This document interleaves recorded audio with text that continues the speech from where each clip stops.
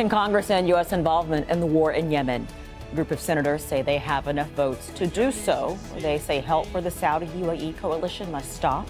But even if the resolution is passed, it's not clear if Donald Trump will back it. This is Inside Story.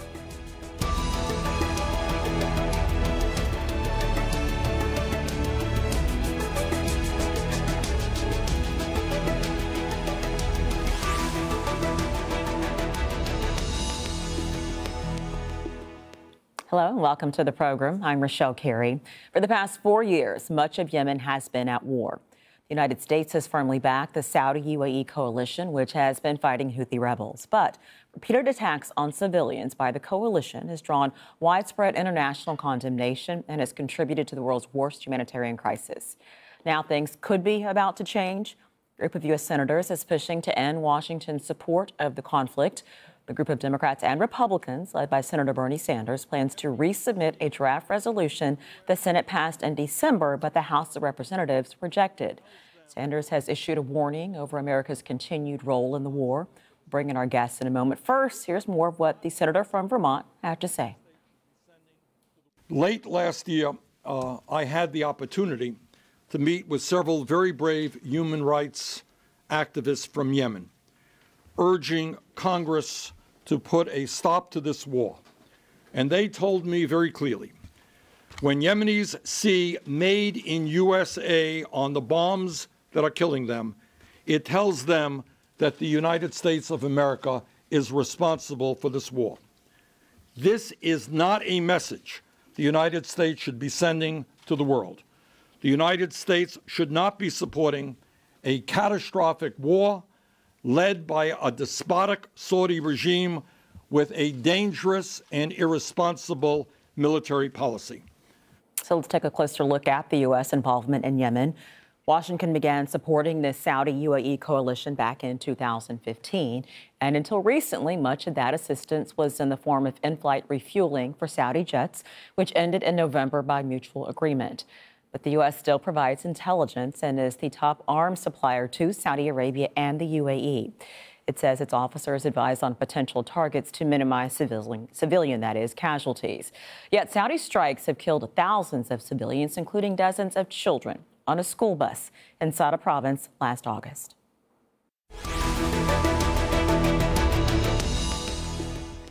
Let's bring in our guests in London. Adam Barron, visiting fellow at the European Council on Foreign Relations. Adam is also a journalist formerly based in Yemen's capital, Sana'a.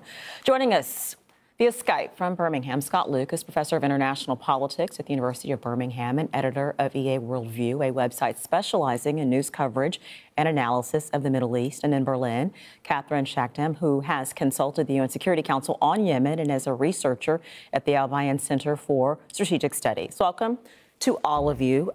Scott, I want to start with you. Is the timing right for U.S. Congress to pass this resolution ending support for this war? Well, arguably, something like this should have been done back in 2015 before the Saudi-led intervention escalated the deaths in Yemen. But politically, what you have right now is a Donald Trump who has weakened on a number of fronts. Democrats have taken control of the House of Representatives. That means that sort of the House Republicans who had held off previous congressional attempts to pull back American intervention in Yemen, well, that is now shifted. Donald Trump is at war with his own intelligence agencies. Those intelligence agencies believe, for example, that the Saudi Crown Prince Mohammed bin Salman is responsible for the death of Jamal Khashoggi, the journalist, last October.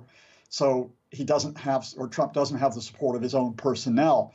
And I think also Trump faces a Washington press which thinks that he is weak. And the combination of his general weakness, say in front of the Trump-Russia investigation, the recent government shutdown, and the Washington press's specific concern over Saudi activities after the death of Khashoggi, I think that means that this is probably the best opportunity that Congress has to check executive power and to pull back the U.S. intervention in Yemen.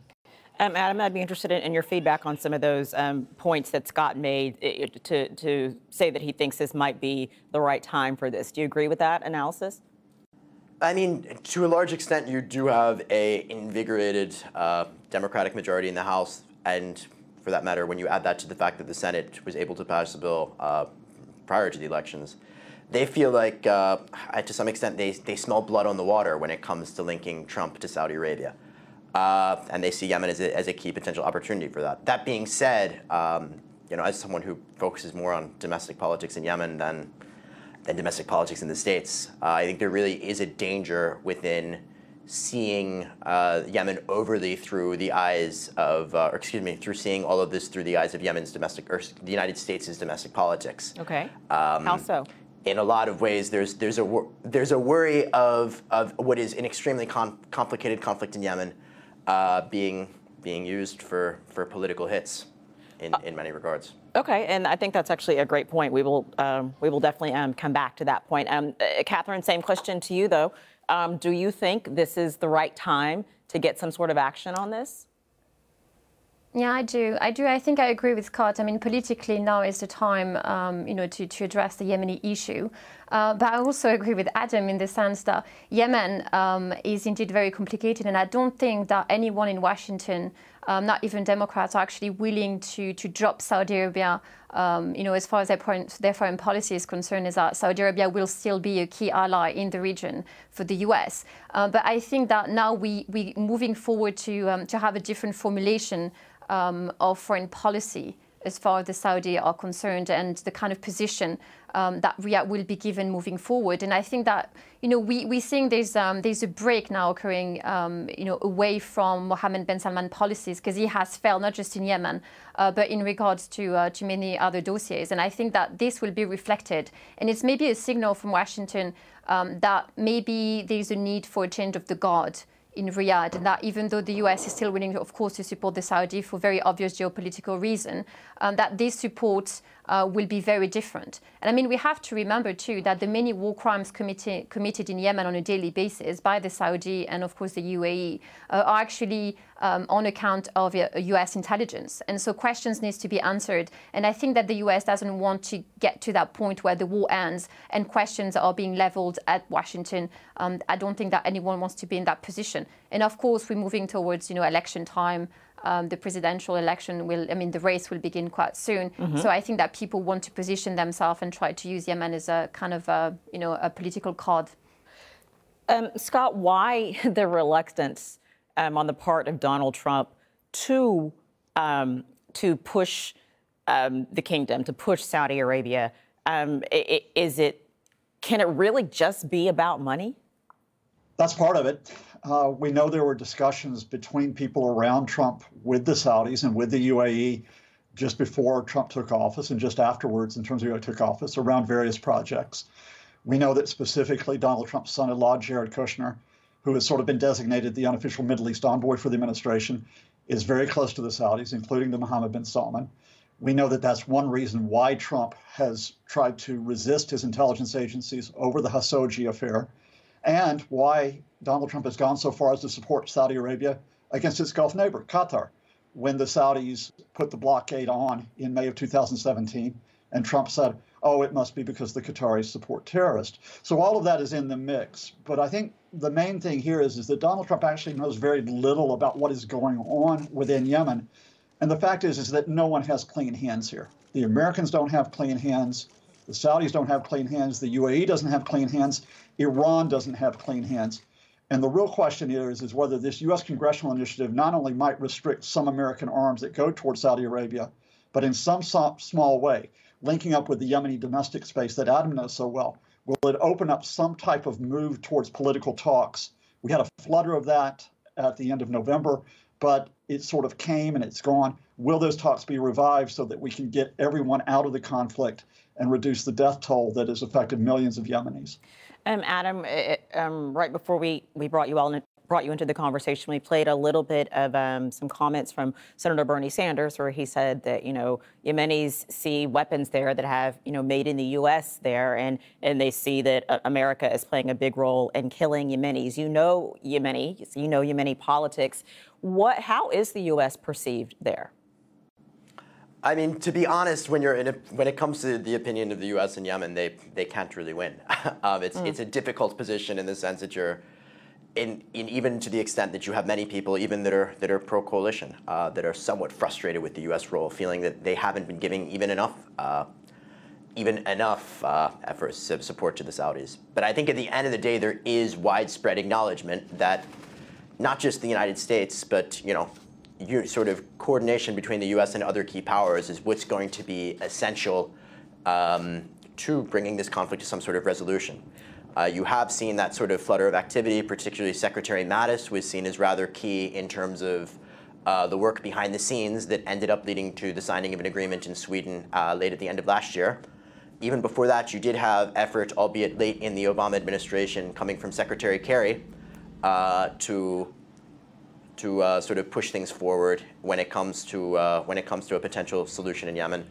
But I think really when you look at U.S. policy in Yemen, even beyond the issue of airstrikes or the support to the coalition, there is really a sense, particularly now that Mattis has left the administration, that there's a real vacancy. No one is taking the lead on Yemen within the Trump administration. So let me, to that regardless point, what sorry. To the note I was going to get you there because I am. Is it just enough that politicians want to disengage? I mean, it's got to be more than that. What else should the U.S. be doing besides just disengaging? That may help, obviously, in the immediacy, but what does that really do to solve the bigger issue of Yemen? Oh yeah, exactly. I mean, something like ending airstrikes ending direct U.S. support to the coalition may be something that could be symbolically used as a victory for some people, but it's something that, absence of a wider political process, may well have very little effect, and indeed may end up actually helping the Houthis. So the real key, more than anything, is you need, I think, a degree of greater United States leadership, particularly in coordination with American allies in Europe, and involving greater, and more productive channels with the Gulf states and other regional actors. What Yemen needs is a political process, and you've seen the inklings of a beginning of a political process here. That at least for now, it's something that really does need a key power, like, for example, the United States, or particularly the U.S. and the U.K., really pushing things along further. Scott, is that going to happen? Well, I think there are a couple of problems here. One is that the UK is almost paralyzed right now because of Brexit and that mess that's happening domestically. So even though they have been the penholder for Yemen, I think they are sort of being pushed off to the side.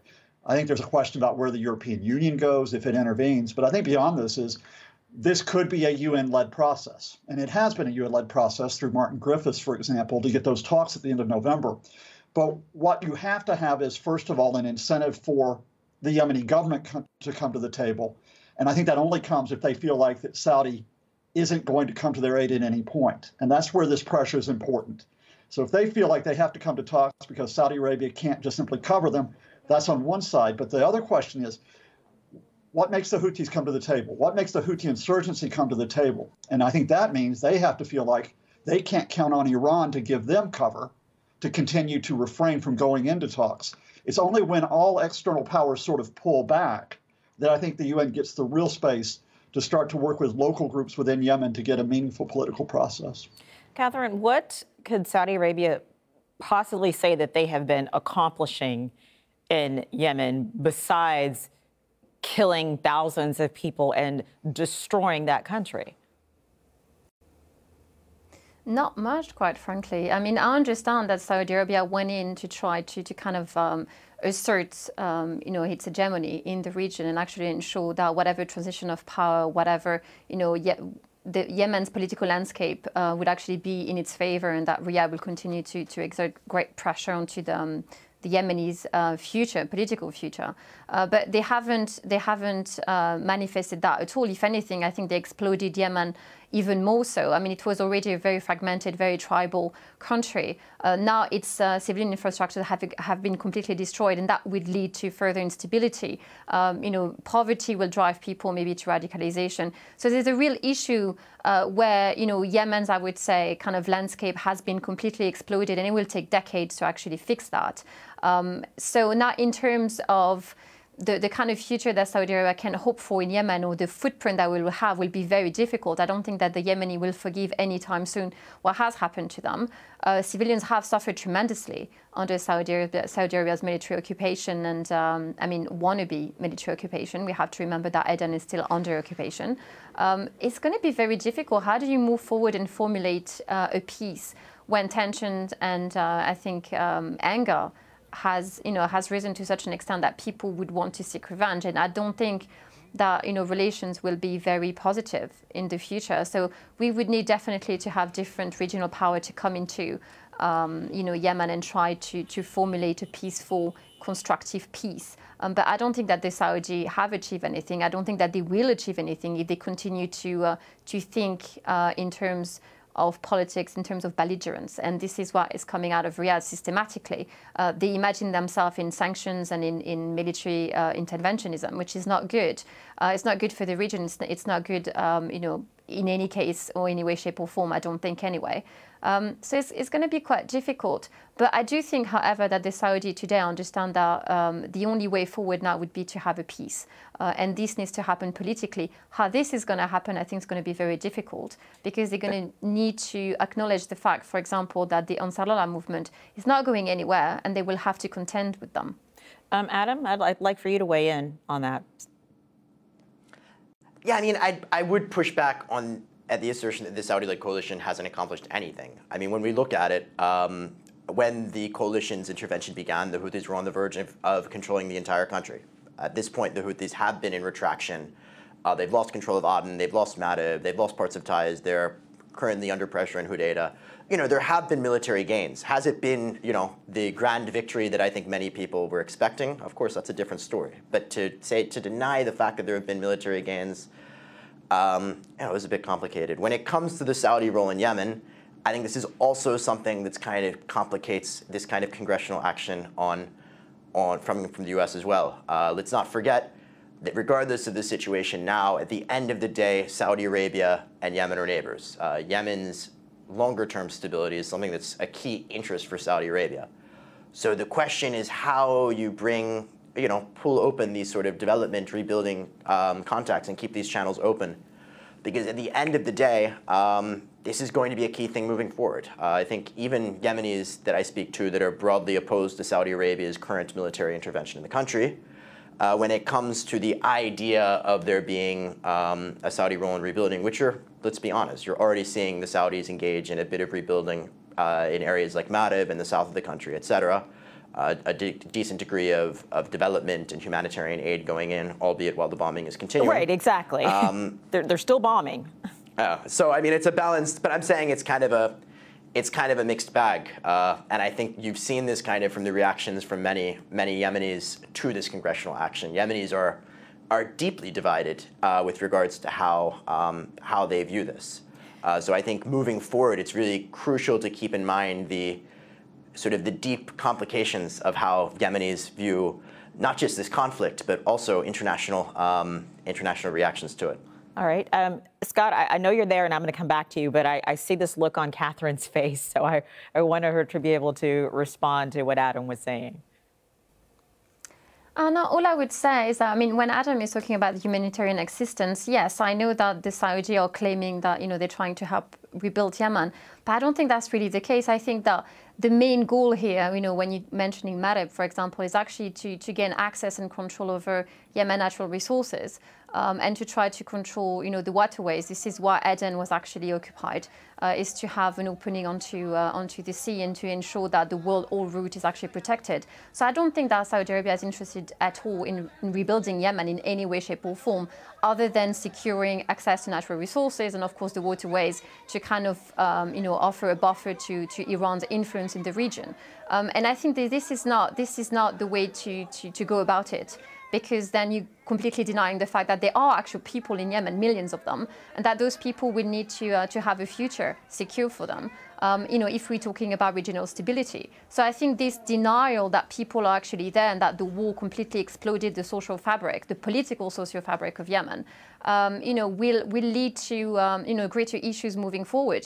The Saudi, again, are completely objecting to the fact that Yemen has a very, has a political reality and people have likes and desires and wants that might conflict with those of Saudi Arabia, but it doesn't mean that they're not there and that we should not respect them. Okay. We might disagree with people, but at the end of the day, I think that political self-determination is the only way to promote a viable democracy, and this needs to happen in Yemen. Okay. And the Saudi need, again, to come to terms with it. Let me bring Scott into this. So, Scott, as we said, the U.S. has been supporting Saudi in this since 2015, preceding Donald Trump. This goes back to the Obama administration.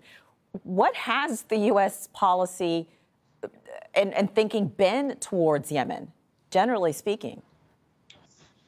Well, in many ways, and your previous guest had brought this up, Yemen is just a playground for wider interest.